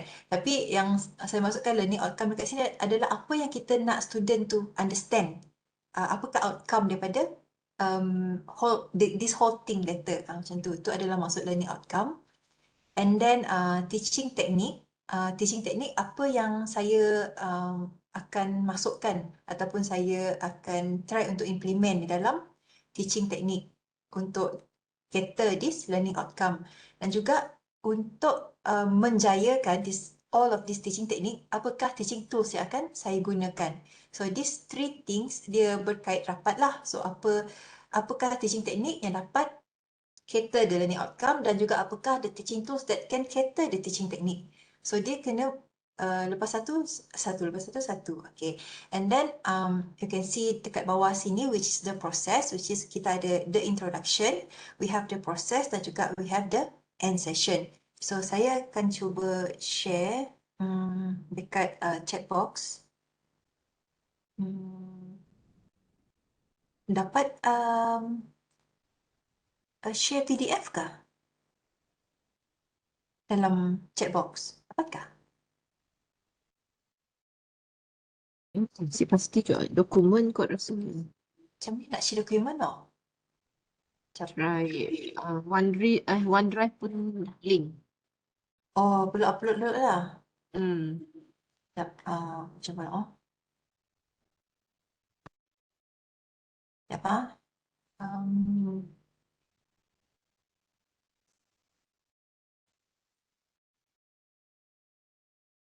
So mungkin semua partisipan boleh try untuk gunakan this form untuk kelas next semester. Kalau tak boleh semua, kita cuba satu topik saja. Kita cuba dulu. Sebab kalau nak cuba semua, dia akan jadi macam kita akan banyak proses tu, banyak kerja yang kena kita buatlah untuk cater the whole learning outcome daripada week 1 sampai week 14. Okay, OneDrive. So kalau this one saya share on this OneDrive. Okay, right. So ini adalah form yang saya akan gunakan lah kalau saya try untuk buat satu session di dalam kelas itu untuk cater one learning outcome. Saya takkan buat banyak. So macam contohnya week 1 sampai week 14 tu saya akan tengok which week yang boleh saya buat untuk this teknik, macam tu. So untuk yang ini example yang saya ada buat, which is in the next slide. So untuk kursus Telecommunication Engineering Principle. So di dalam TEP ini we have three big CLO, which is the first one adalah dia nak analyze the whole system, and then the next one adalah on the quadrature and so on, and then ada lagi lah. So apa yang saya nak buat untuk this class adalah saya nak student tu faham ataupun tahu macam mana nak analyze the operation of amplitude modulation, frequency modulation, phase modulation including its frequency. So saya nak student faham yang itu sahaja. So apa yang boleh saya buat, the teaching technique that I can implement to cater this learning outcome adalah saya akan gunakan flip learning, saya akan gunakan jigsaw technique, saya akan gunakan peer teaching, saya akan gunakan, so dia ada banyak, so saya includekan semua, which is interactive technology. Saya masukkan discussion dan juga of course kita ada lecture lah. So this all teaching technique yang akan saya gunakan untuk cater this learning outcome. And then what are the teaching tools yang boleh kita pakai untuk to cater this teaching technique. So saya akan gunakan digital platform macam Ellipse, and then saya gunakan multimedia presentation, which is my slide presentation and so on. We'll need a paper sebab student akan buat discussion dan juga dia akan peer teaching, so we need a paper. So paper is one of the teaching tools, and also we'll have a online quiz, which is untuk cater the interactive technology lah. Right, so this kind of things yang kita kena tengok dulu, adakah kita tahu macam mana nak gunakan Ellipse ini. So apa yang akan di-includekan dalam Ellipse? So kita kena decide before kita start the process. So once kita dah decide on the teaching technique dengan teaching tool, so kita akan pergi ke second table kat bawah ni, which is the process, which is the introduction, the process dan juga the end. So untuk introduction, process dengan end ni saya includekan di dalam saya punya flowchart lah. So untuk the introduction, which is the stage 1, so kita akan ada overview of the whole project. So overview of the whole project, saya akan bagi tahu student, okay, hari ini kita akan buat one big project, which is the title blah blah blah blah, and then I will introduce ataupun saya akan bagi brief introduction on apa yang diorang akan buat, which is this one project.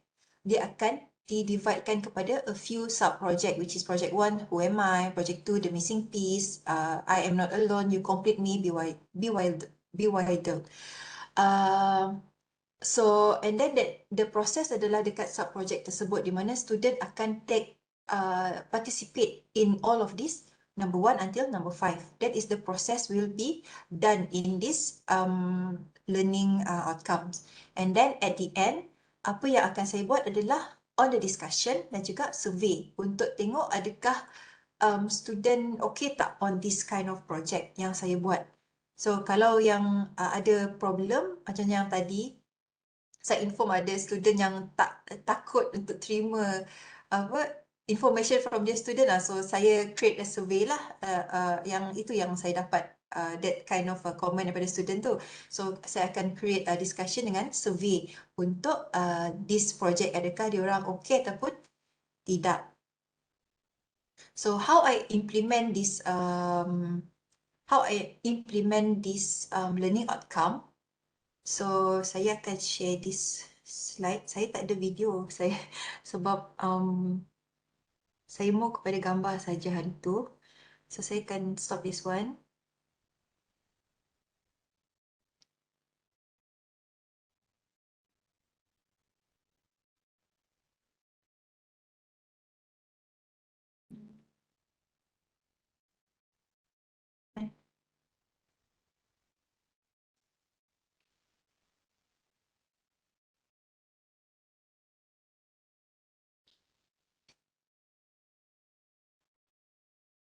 Okay. So yang ini tadi seperti yang saya maklumkan, kita ada introduction, which is stage 1. Stage 2 is on the process dan juga stage 3 is more on the end session. Right, so ini adalah yang saya buat lah. And then the next one adalah apakah big project tersebut. So apakah project tersebut adalah saya namakan dia, which is You're the Missing Piece. So ini adalah tajuk project saya yang saya buat dekat kelas tu. So saya introduction sikit dekat sini, which is knowledge is like a puzzle. first it's confusing and frustrating, but then when you figure it out, everything will be apparent and satisfying. So bila nampak dekat sini puzzle, automatically saya refer kepada jigsaw technique. Kan tadi jigsaw technique kan kita tahu pelajar-pelajar akan dibahagikan kepada beberapa group. So contohnya group A diorang akan belajar on this AM, amplitude modulation. Group B diorang akan fokus on this frequency modulation. Group C will be focused on the phase modulation. So saya akan dividekan diorang kepada tiga group ni, so that diorang will learn by themselves first, and then diorang akan share kepada kawan-kawan lah. So that kind of things yang akan saya buatkan untuk this whole project. So you're the missing piece ni sebab kan tadi puzzle dengan jigsaw, so kita kena buat the whole piece untuk combine together untuk dia make up one big yang figure foto yang okay kan, foto yang complete. So that is why nama dia you're the missing piece lah.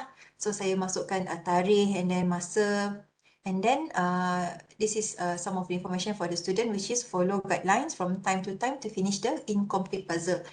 Right. So actually masa 2 jam ni memang tak cukup, and then one of the thing is my student is more than 80 students, which is 80 to 100. So it's quite hectic juga actually untuk buat this kind of activity for 2 hours untuk 100 student. So tapi saya cuba nak habiskan juga that time, so dia ada extend sikit lah. So saya akan upload this thing, saya akan inform kepada pelajar, okay, kita akan ada satu project which will be done in 18 of February, class 12 until 2, so you need to come sharp at 12. Sebab pukul 12 tu saya kena start. Kalau kita lambat, so dia akan drag lagi. Sebab kita ada 5 sub-project. Saya akan kasih info macam tu lah. So apakah project tersebut? So you need to stay tuned. So they very eager to know what are the project that they will be doing. Sebab tengok pun you're the missing piece. Apa tu? So diorang macam question pasal benda macam tu. So bila diorang eager to come to the class, so diorang macam motivated lah. Then apa yang the first one yang saya buat adalah on this stage 1 tadi kan, which is who am I? Who am I? Okay, who am I? So who am I maksudnya saya dividekan pelajar kepada group masing-masing. So pelajar akan dapat number which is ada 1 to 3. So dia orang akan divide kepada 3 group, which is one is more focused on the amplitude modulation, one kepada frekuensi, satu kepada phase modulation. So diorang akan combine according to the number. So dia tak akan ada pilih kawan lah, tak ada. So saya akan roughly kata awak 1, 2, 3, 1, 2, 3. So siapa yang duduk dekat, kita tahu kalau student duduk dekat-dekat tu kawan lah maksudnya. So kalau so dia tak akan sama group dengan kawan dia lah. Then diorang akan didividekan kepada 3 group. Then habis tu sub-project yang the first. Then yang masuk yang kedua, which is sub-project 2. Kalau nampak dekat sini, project 1. Sub-project 1 is briefing session. The student will helping the lecturer to do set up. So ada group 1, group 2 and group 3. And then diorang akan required to go to their group and choose their own number. So ada 1, 2, 3 tadi. So diorang akan duduk mengikut group masing-masing. So yang ini pun kalau dah 100 student, yang ini pun take time, nak dekat 10 ke 15 minit untuk tentukan nombor saja. So you need to ensure you manage the time properly. And then the next one adalah the student will sit in their own group dan juga they will start to read the task and material given. So apa yang saya buat adalah saya akan bagi untuk group A, group A, B, C tu 1, 2, 3 tu dengan task masing-masing. Dan juga material saya akan print out siap-siap berapa banyak, berapa keping. So saya akan paskan kepada pelajar. Dan juga saya akan bagi link untuk diorang baca. Untuk diorang understand apa yang diorang kena buat. Ataupun apa yang diorang kena explain kepada kawan-kawan selepas ini. So photo 4 pun sama, diorang akan diorang still do their discussion. Right. So this one actually untuk photo 3, 4 and 5, diorang baca mengikut diorang punya apa ni time, meaning that dalam group A contohnya ada 20 pelajar. So diorang kena baca sendiri dahulu. On the things yang perlulah. And then bila sampai ke sub project 2, barulah mereka sharing the session with their own group. Maksudnya ke-20 pelajar di dalam group A tadi, diorang akan sharing session. Maksudnya apa yang diorang understand, apa yang diorang faham, and apa yang diorang want to share with their friends on some related information of this amplitude modulation contohnya. And then diorang akan buat sharing. And then sharing between the groups sama juga. Right. So then selepas itu sub project 3 diorang akan share apa yang diorang maksudnya diorang akan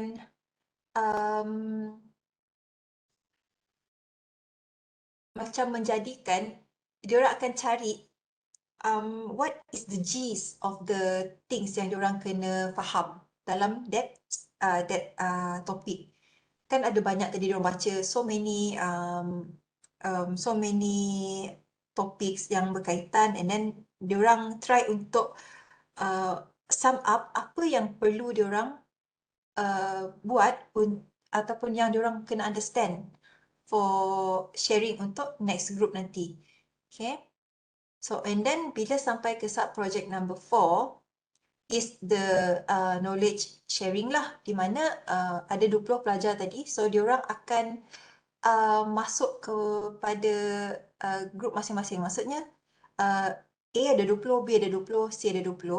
So setiap seorang daripada setiap group, diorang akan masuk jadi satu group. So each of the group nanti akan ada 20 group, consists of 3 students. So setiap pelajar yang daripada group A, dia akan explain kepada group B dengan group C apa yang dia faham pasal amplitude modulation. And then next one, group representative from group B daripada group tersebut, dia akan explain pula apakah frequency modulation. And then the same goes to representative from group C. Diorang akan explain kepada group A dengan B pasal phase modulation. So that is how the knowledge sharing session lah between each one of the member from each group di dalam group yang lain untuk completekan puzzle tersebut tadi. And then the next one adalah sub project 5, which is discussion during online quiz. So saya buat online quiz, which is quizzes kepada pelajar-pelajar, di mana pelajar akan jawab quiz based on apa yang diorang faham tadilah. So apa yang diorang dah belajar daripada kawan-kawan tadi, diorang buat quiz. And then diorang jawablah quiz. Diorang jawab quiz, and then habislah di situ. Bila habis di situ, so it will come up into this discussion dengan survey. So untuk discussion dengan survey, discussion di sini maksudnya saya akan buat lecture balik, meaning that I will explain to them apa yang important in this certain topic, apa yang perlu mereka tahu, apa lagi additional information that they should know, and then apa lagi macam sebab macam dalam yang diorang discuss tu contohnya tak ada equation, so I need to explain to them what are the important equation yang diguna pakai untuk evaluate the amplitude, frequency dengan phase modulation lah. So di situ akan berlakunya discussion, which is the lecture tadi. Kita akan gunakan lecture dan juga PowerPoint slide. So and then lepas saya explain, actually kita ada satu lagi quiz online, which is saya buat quiz tu 2 kali. Okay, so the first one adalah selepas diorang habis project, sub project 5 quiz, sub project 5 tu kan quiz, and then saya buat discussion. Once the discussion end, saya buat lagi quiz yang sama. Adakah diorang dapat tak jawab soalan quiz yang sama tadi? Macam tu. So and then last but not least saya buat survey lah. Survey ni yang survey ni actually saya nak buat survey untuk the project saja, tapi student-student ni dia pergi survey daripada week 1 sampai week 14. Macam tu. So kalau tengok saya punya survey punya komen, dia akan melibatkan macam ada topik-topik lain lah. So dia tak merujuk kepada merujuk kepada projek ni saja. Cuma ada yang satu survey tadi yang saya inform tadi, yang komen tu, so itu merujuk kepada projek ini, di mana dia orang kata dia orang macam tak berapa sure adakah information from the daripada kawan-kawan dia orang tu betul ke tak. So that's why dia orang need more clarification from the lecturer, which is at the discussion session lah. Then the project pun habis. Okay, and then ini ini adalah contoh survey yang saya buat, which is class project feedback. Dan nampaklah diorang akan masukkan email and so on. So this one, sekejap. So receive information on the project before it started, project objective, material, blah blah blah. Semua inilah saya akan tanya adakah okey ke tak. And then how can the instructor improve on her delivery of the lesson? And then what do you think the course should improve on? So itu sajalah yang saya buat survey kepada pelajar. And then ini adalah jawapan diorang lah. So semua ini dia bukan merujuk kepada projek saja, diorang ada juga yang simply bagi comment on the whole session of the week 1 sampai week 14. Okay. So ini adalah contoh soalan yang saya buat. So actually saya ada juga masukkan ni benda-benda yang merapu sikit ni sini sebab saya tak nak diorang stress untuk jawab. So saya perasan bila diorang nampak soalan 18, 19, 20 ni, diorang rasa macam diorang macam excited lah, macam ada soalan macam gini dalam ni. So diorang macam release stress diorang sekejap. And then tiba-tiba masuk balik soalan yang AMFM tu. So diorang akan jawab balik lah. So ada 3 soalan je lah. Dalam 20 tu ada 3 soalan yang saya masukkan yang merepek-merepek sini. Dan ini adalah diorang punya result. Kalau nampak kat sini ada yang 16, 14, dan ada juga yang macam ni yang inilah yang mungkin terdisconnect tiba-tiba ni. Right?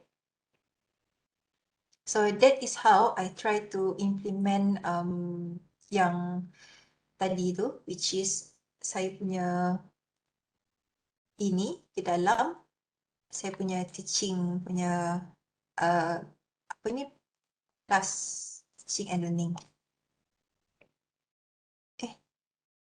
Kejap. Okay.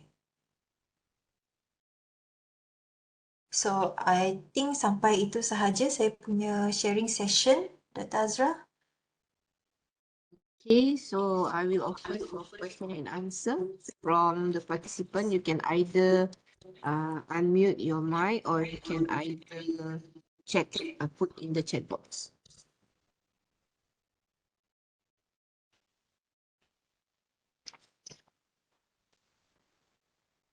Ada soalan ke? Kalau ada nak sharing apa pun boleh juga.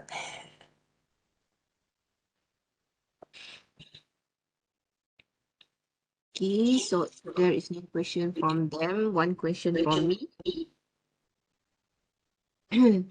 So how is the performance of the students at the end of the course? So untuk performance of the student, actually disebabkan saya ada buat satu ni. Right, kalau nampak, so this is the, sekejap, share.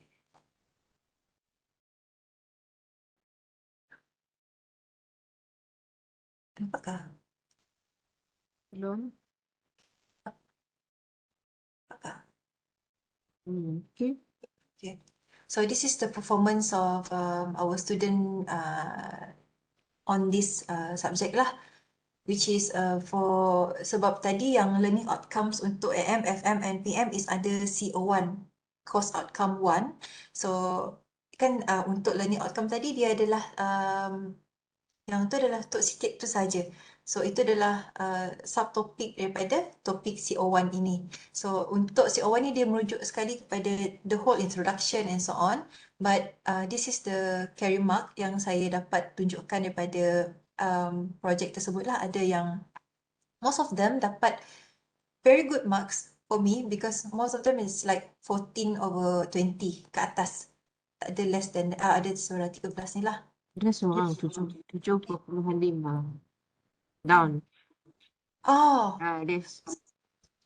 okay. Ah, So ada seorang lah yang this one 7.5. I think this is a repeater student. I don't remember the name. So this one lah ada seorang. So yang the rest of the class macam berbelas-belas lah. I think it's okay juga. ada soalan di chatbot. Hi, thank you for this sharing session. Lisa, kita pun mic ya. Kena. Nyanyinya double. Yang bawahnya double. Yes, double suara. Jap. Okay, so we have a question in the chat box from Dr. Deborah. So there are many tools and techniques to be used. As a new lecturer, what is your advice? Which is the best approach to be familiar with the methods and techniques to be used for a new lecturer? Thank you. Okay dah kah mic? Okay. Masih ada kah? Ada kami kakak dah. Oh. Alright, thank you, Dr. Deborah, for the question. So, as we have seen just now, there are lots of teaching tools and technique that we can implement into the classroom. So my advice, which is the best approach to be familiar with the method and technique to be used?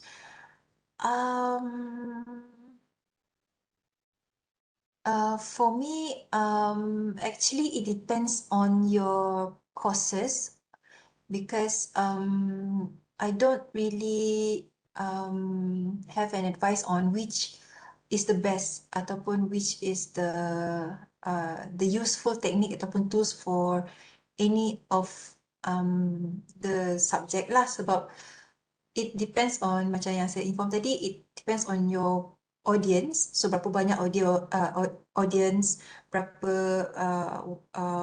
how dia orang punya age group and so on. And also you should notice on dia orang punya apa ni apa tadi? Let's think about it. And this one. This one.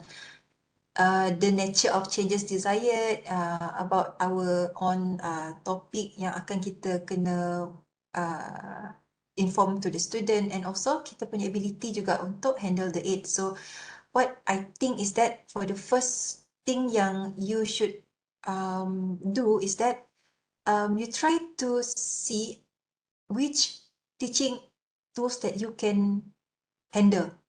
Macam contohnya kalau macam you try to see macam student-student tahun 1, tahun 2 ni, they tend to love Prezi punya presentation.